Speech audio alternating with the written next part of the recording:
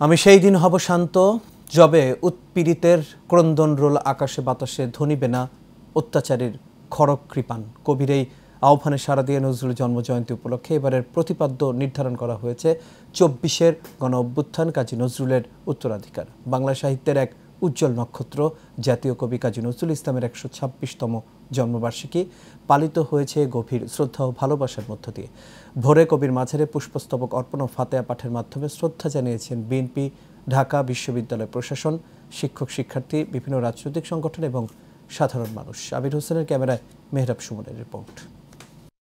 এরই পাশে আমার কবর দিও ভাই, যেন গড়ে থেকেও মুয়াজ্জিনের আজান শুনতে পাই। এই কবিতাটির স্রষ্টা আমাদের জাতীয় কবি কাজী নজরুল ইসলাম শায়িত আছেন এই কবরেই, পাশেই মসজিদ।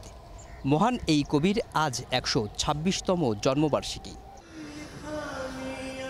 জাতীয় কবি কাজী নজরুল ইসলামের জন্মবার্ষিকী উপলক্ষে ঢাকা বিশ্ববিদ্যালয়ে অবস্থিত তার সমাধিতে ঢল নামে নানা শ্রেণী পেশার মানুষ ও বিভিন্ন রাজনৈতিক এবং সামাজিক সংগঠনের। প্রথমে বিদ্রোহী কবির সমাধিতে শ্রদ্ধা জানান ঢাকা বিশ্ববিদ্যালয়ের উপাচার্য অধ্যাপক নিয়াজ আহমেদ খান। সময় তিনি বলেন, নজরুল তার সাহিত্যকর্মের মধ্য দিয়ে হয়েছেন অতুলনীয়। সর্বাবস্থায় সাম্য এবং শান্তি বজিয়ে রাখবার জন্য নিজেদের ইস্পাত কঠিন ঐক্য ধরে রাখা, এই দুটো শিক্ষাই আমাদের এই মহান কবি তার বিভিন্ন লেখাতে এবং তার জীবনের যে আলেখ্য তার দ্বারা তিনি সেটি প্রমাণ করেছেন। তার অবদানের স্বীকৃতিস্বরূপ একটি হল নামকরণের ব্যাপারটি আমরা খুব আন্তরিকভাবে এটি বিবেচনায় রেখেছি। ফ্যাসিবাদ বিরোধী আন্দোলনে জাতীয় কবি প্রেরণা জুগিয়েছেন বলে জানান বিএনপির যুগ্ম মহাসচিব রুহুল কবির রিজভী।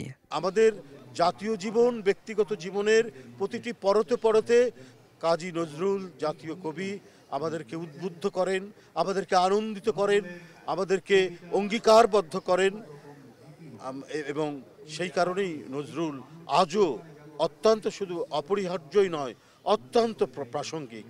কবি নজরুলের চেতনায় দেশকে নতুন করে গড়ে তোলার প্রত্যয় ভক্তদের। গাহি সাম্যের গান, মানুষের চেয়ে বড় কিছু নাই, নয় কিছু মহিয়ান। মানুষকে বড় করে দেখেছেন এবং সমাজের যত অত্যাচার অবিচারের বিরুদ্ধে তার লেখনী নিয়ে তিনি কাজ করেছিলেন এবং স্বদেশী আন্দোলনকারীরা তার কণ্ঠে কণ্ঠ মিলিয়ে পরাধীনতার শৃঙ্খল ভেঙেছিলেন। আমরা লক্ষ্য করব যে এই ধরনের মানুষ যারা আগামী দিনগুলো কেমন হতে পারে এমন একটা ধারণা তাদের থাকে। তিনি তাই সকল সম্প্রদায়ের কথা তিনি বলে গেছেন। আমরা যখন ক্ষুব্ধ হই, নজরুল সবার আগে আমাদের মনে পড়ে। আর যখন আমরা একাকী ঘরে দুঃখে ভারাক্রান্ত হই, তখনও কিন্তু নজরুলকেই মনে পড়ে।